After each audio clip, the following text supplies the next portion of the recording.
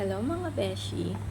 So merong tanong ang ating beshi na si Jessa. Sabi niya, Mi, paano pag kinasal sa Pinas, okay lang ba na iparegister na lang yung marriage certificate naka-PSA na dyan sa China or need talaga kumuha pa ng red booklet? So ito yung sagot dyan, beshi Jessa. Ganito yan, kapag sa Pilipinas kayo ikinasal, kailangan yung kumuha ng PSA, di ba? Na marriage certificate. Tapos ipapa-apostille ninyo sa DFA. Then pagdating nyo dito sa China, kailangan yung ipa-translate yung marriage certificate ninyo na apostilled. Tapos pag may translated na kayong document, pumunta kayo sa pinakamalapit na police station kung saan nandoon yung huko ng asawa ninyo or saan malapit dun sa bahay ng asawa ninyo. Tapos, i-present nyo lang yung PSA document ninyo na may apostille, tapos yung translation para makita nila, para i-update nila sa system nila yung status ng huko niya into married.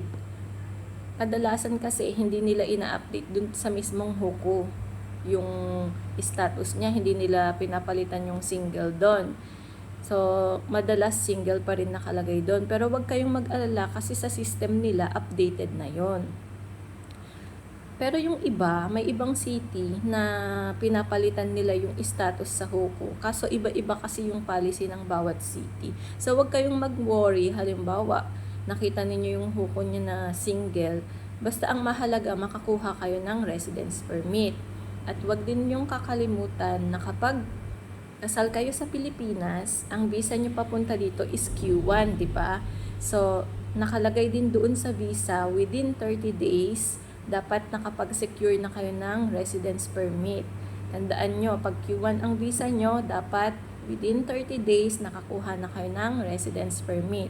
So, ngayon, after ninyong mapa-update yung hukon ng asawa ninyo sa police station, punta na kayo sa pinakamalapit na entry-exit at kumuha na kayo ng residence permit para wag nyo nang hintayin na abutin pa ng 30 days or ano, kasi sa ibang mga city kapag lumagpas kayo dun sa allowed na duration ng pag-secure ninyo ng residence permit, magpa-penalty kayo. So, kaysa magka-problema kayo in the future, kasi may mga city na mahigpit, kailangan mag-secure na kayo kaagad ng residence permit. Tsaka ang kagandahan ng residence permit, kahit maglabas-pasok man kayo dito sa China, bumalik kayo ng Pilipinas, umuwi kayo ng Pilipinas, anytime na gusto niyo, makakauwi kayo. Hindi niyo na kailangan mag-secure ulit ng visa na panibago para makabalik sa China. As long as valid yung residence permit ninyo, makakalabas-pasok kayo dito sa China anytime na gustuhin ninyo. Yun ang kagandahan ng residence permit.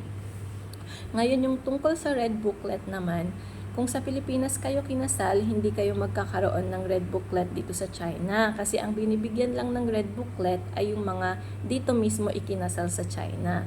Kung sa Pilipinas kayo kinasal, updating lang ang mangyayari sa inyo dito. Pero, pwede kayong mag-ceremony. Kasi dito, iba yung araw ng pagpirma ng mga documents sa kasal or yung pag-update ng registration dun sa ceremony. Sa atin kasi sabay na yun di ba? Pag kinasal tayo sa Pilipinas, pipirma din tayo ng marriage certificate. Dito sa China, hindi. Nakadepende sa inyo kung kailan nyo gustong magdaos ng wedding ceremony. At nasa sa inyo din kung modern wedding ceremony or traditional wedding ceremony ang gusto niyo. So, yun lang mga beshi. Sana nakatulong.